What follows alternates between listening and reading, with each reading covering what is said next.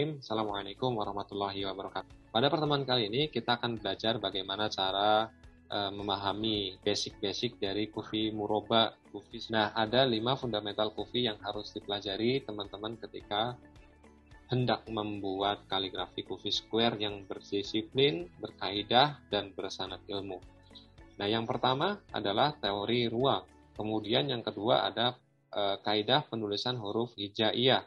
Kemudian yang ketiga adalah penempatan posisi huruf pada kalimat di dalam free flow. Kemudian coloring atau pewarnaan.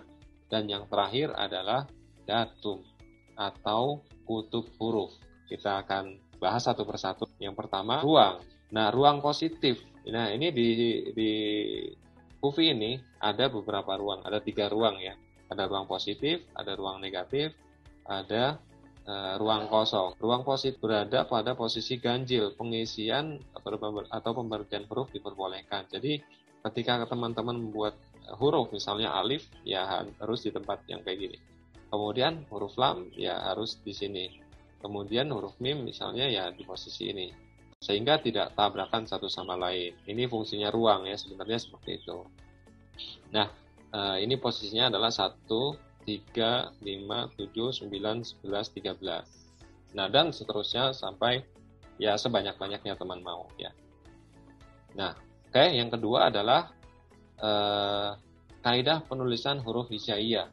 Nah, kaidah penulisan huruf hijaiyah ini maksudnya adalah konversi dari tulisan Arab yang kita buat, misalnya nama kita, misalnya ya saya Ibrahim, pakai ini misalnya Ibrahim, ya sudah. Kemudian dibuat menjadi huruf kufi. Gunakan huruf-huruf basic. Nggak boleh menggunakan huruf-huruf variasi. Terkait huruf basic, variasi, kemudian pangkal, tengah, ujung, itu ada di carta huruf. Ya silahkan teman-teman bisa melihat carta itu. Nah, misalnya, teman-teman harus memulai dengan seperti ini. Huruf ba misalnya ya, kemudian huruf sin, berapa tingginya ya. Kemudian huruf mim ya, lafadz Allah, kemudian ar-Rahman, ar-Rahim, dan seterusnya. Nah, yang C adalah penempatan posisi huruf pada kalimat. Contoh lafadz basmalah tadi ya. Nah, ini sekaligus saya sudah coloring masing-masing hurufnya. Nah, huruf ba posisi pangkal ya, seperti ini bentuknya. Kemudian huruf sin posisi tengah ya, seperti ini. Huruf mim posisi di akhir atau di ujung ya, demikian. Jadi huruf ba tidak boleh menggunakan, atau ketika dipangkal nggak boleh menggunakan huruf ba posisi akhir. Kemudian huruf sin juga sama seperti itu ya. Huruf sin di tengah tidak boleh menggunakan huruf sin pada posisi akhir juga ya. Kemudian huruf mim di akhir nggak boleh menggunakan posisi awal dan posisi tengah, seterusnya seperti itu. Huruf alif karena dia terpisah ya, disebut tunggal ya. Kemudian lam ya, pangkal tadi ya, nggak boleh menggunakan huruf lam posisi tengah atau posisi ujung. Kemudian lam tengah juga nggak boleh menggunakan huruf posisi ujung ya. Yang terakhir huruf h ya, huruf h di ujung nggak boleh menggunakan posisi di tengah, atau huruf h posisi di awal.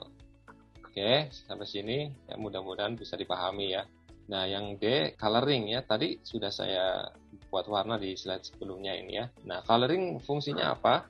Coloring sangat berguna sekali untuk membedakan huruf. Ya, setiap hurufnya harus dibedakan sekaligus untuk mengetahui batasan masing-masing huruf yang kita buat.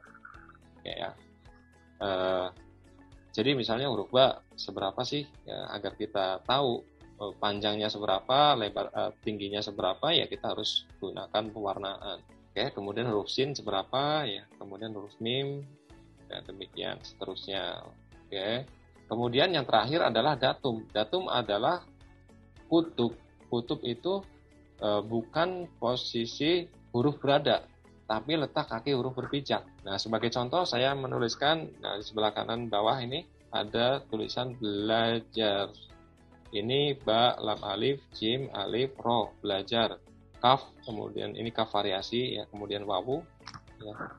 Kemudian huruf fa, kemudian huruf ya, ending ya. Nah, ketika membuat kufi square kita sudah dibolehkan menggunakan huruf-huruf variasi ya. Nah, ini ada beberapa huruf variasi di sini. Huruf lam alif bentuk variasi, huruf jim bentuk variasi, huruf kaf juga variasi, huruf ro variasi, kemudian huruf wawu juga variasi, hurufnya juga variasi. Nah, hal ini dibolehkan ketika kita membuat Kufi Square. Nah, tidak diperbolehkan menggunakan huruf variasi ketika kita membuat free flow, ya, ingat ya. Nah, demikian materinya. Untuk lebih jelasnya kita langsung praktek saja ya.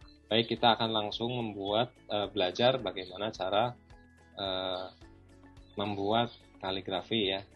Nah, ini saya gunakan grid. Oke. Nah, teman-teman bisa menggunakan aplikasi apa saja yang dipunya ya. Saya menggunakan Adobe Illustrator 2021. Nah, kita akan belajar membuat lafaz alhamdulillah. Dimulai dengan membuat free flow ya. Saya perbesar dulu ya. Oke. Ini kelihatan kan jumlahnya, ini bloknya. Oke, saya ganti warna dulu biar enak.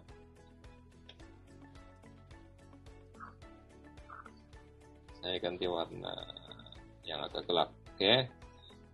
Nah, huruf alif standarnya ketika kita membuat huruf alif, ini kan bloknya ada 1, 2, 3, 4, 5. Nah, minimal tingginya 5. Ya, kita bisa melihat ya. Nah, di posisi tunggal alif ya 5, 1, 2, 3, 4, 5. Nah, demikian seterusnya ya. Kita membuat free flow dulu. Kemudian huruf lam juga 5. Ya, ini masuk ke huruf H ya. Sebentar saya ulangi biar nanti enak di coloring atau pewarnaan. Ya, ini kita akan membuat huruf H. Ini panjangnya juga kita akan buat 5 ya. Kemudian huruf H ini sudah jadi. Kemudian huruf mim di tengah ya. Seperti apa bentuknya ya? Mim di posisi tengah kita cari dulu ya. Nah, mim di posisi tengah. Nah, ini di bagian sini ya. Posisi tengah, ya kita gunakan mim posisi tengah. Nah, kemudian kita masuk ke huruf dal ya, alham. Nah, huruf basic dal seperti apa ya? Jadi tingginya ya 3 kali 3, ya nggak boleh 3 kali 5. Huruf dal hanya ada 2 variasi. Nah, di bagian sini ya. Nah, ini huruf basicnya huruf dal. Nah, ini bisa gunakan yang panjang juga. Tapi ketika membuat square nantinya ya. Alhamdulillah ya. Lillah berarti lam, kemudian lam lagi. Nah,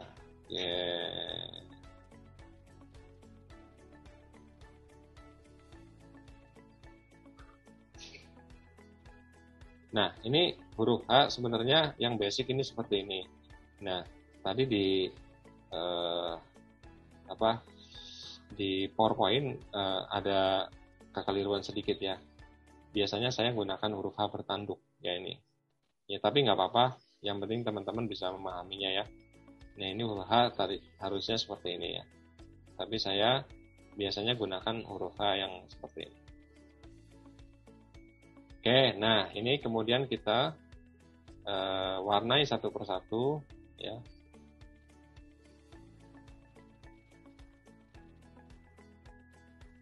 Kita pisahkan biar enak ya. Kita atur dulu. Oke. Nah, ini.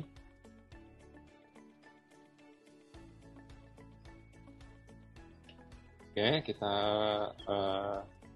ini semua dulu blok ya, kemudian dibuat biar ini ya. Ya biar lebih mudah diwarnai gitu. Nah, saya matikan dulu semuanya. Oke, nah ini free fall alhamdulillah seperti ini ya. Kemudian kita warnai masing-masing satu persatu. Kemudian ya.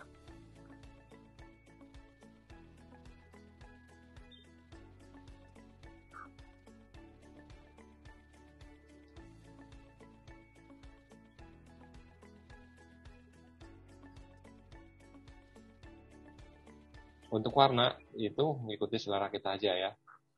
Yang penting bisa kita bedakan masing-masing huruf ya warnanya ya seperti itu. Nah ini jangan lupa gunakan huruf-huruf basic ketika kita membuat free flow. Begitu juga lantainya harus dilihat ya, harus sejajar pula ya. Seperti tingginya juga sama harus sejajar. Disesuaikan dengan karakter huruf. Apabila mim berarti ada ekornya ya 5.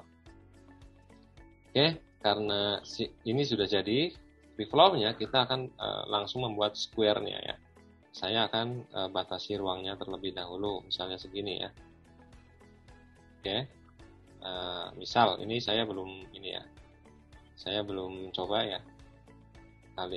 Kita coba gunakan, jangan lupa nih tingginya 1, 2, 3, 4, 5. Huruf alif 5, kemudian lam juga 5, kemudian H ya, kita mulai membuat huruf H.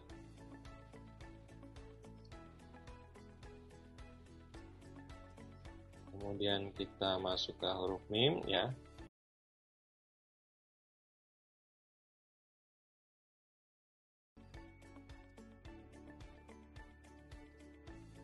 Oke, kita coba buat.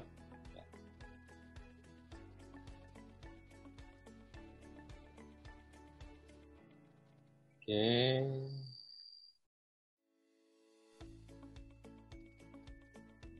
Nampaknya ini terlalu besar ya. Nah, lillah itu tinggal sedikit lagi ya. Kita kecilin lagi kalau begitu. Nah, ini salah satu yang membuat rumit adalah ketika ya kita nggak bisa langsung menentukan jumlah ruangnya ya. Kita harus menggunakan trial and error untuk bisa mendapatkan ya ruangnya yang pas berapa sih ketika membuat lafadz Allah, atau membuat lafadz yang lebih panjang ruangnya berapa, misalnya 15 kali 15, 13 kali 13, atau bahkan ya 30, 50, 80 dan seterusnya. Nah, oke. Nah, ini ya, ini adalah kufi square lafadz hamdalah. Sesederhana ini ya. Maaf, tadi saya ulangi. Ini seharusnya jangan di blok semua ya, karena masih ada pewarnaan satu-satu hurufnya ya. Oke.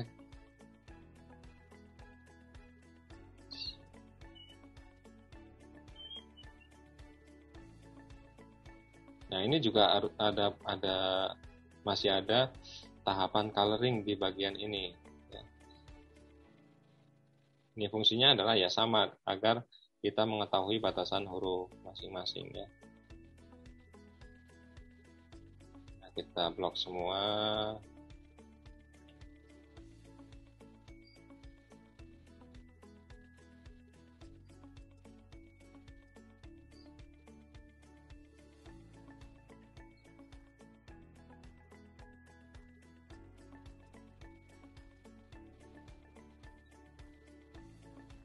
Oke, nah,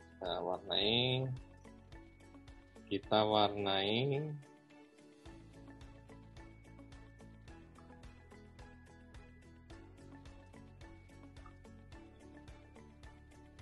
Nah, demikian. Nah, ini warnanya seperti ini. Nah, ini tadi terkait datum ya, huruf alif ya. Kita melihat ini kutubnya atau posisi kutub atau datum, dia di kutub selatan ya. Ya, ini di bawah sini huruf alif, lam, ha ini. Kemudian huruf mim, dal ini posisinya di barat. Ya. Kemudian lafadz Allah, lillah ya, alhamdulillah. Nah, ini lam, ha ya.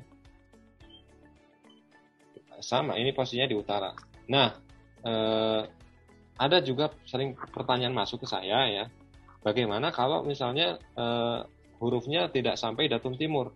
Ya, seperti ini tidak sampai datum timur atau tidak memenuhi satu datum ya, misalnya harus ada selatan, barat, utara, timur.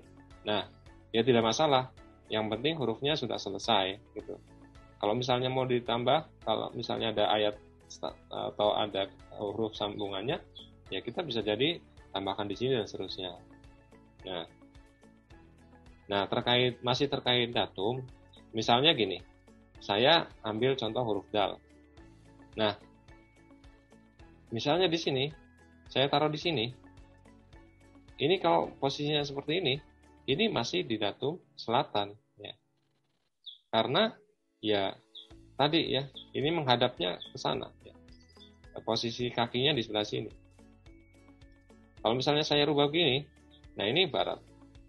Kalau misalnya saya rubah begini, ini jadi utara. Ya. Meskipun posisinya di sini. Ya. Huruf dal posisinya di sini misalnya. Ini di utara namanya ya.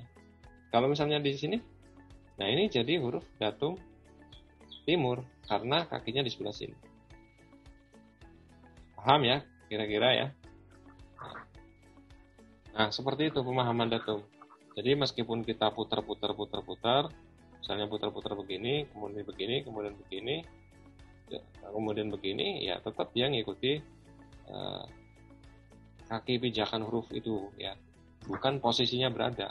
Kalau misalnya di sini ya, ini kan datum timur ya, saya taruh di sini, ini datum timur atau bertolak belakang dengan datum barat. Nah, maka akan terbaca menjadi datum timur meskipun posisinya di sebelah sini. Nah, ini kan di sini tadi ruangnya datum barat ya. Makanya sekali lagi pengertian datum adalah bukan posisi huruf berada, tapi letak kaki huruf berpijak. Oke ya. Nah, demikian tadi pembahasan videonya. Semoga bermanfaat dan teman-teman bisa langsung praktek setelah ini. Kemudian jika ada pertanyaan silahkan hubungi saya. Wa'alaikumsalam warahmatullahi wabarakatuh.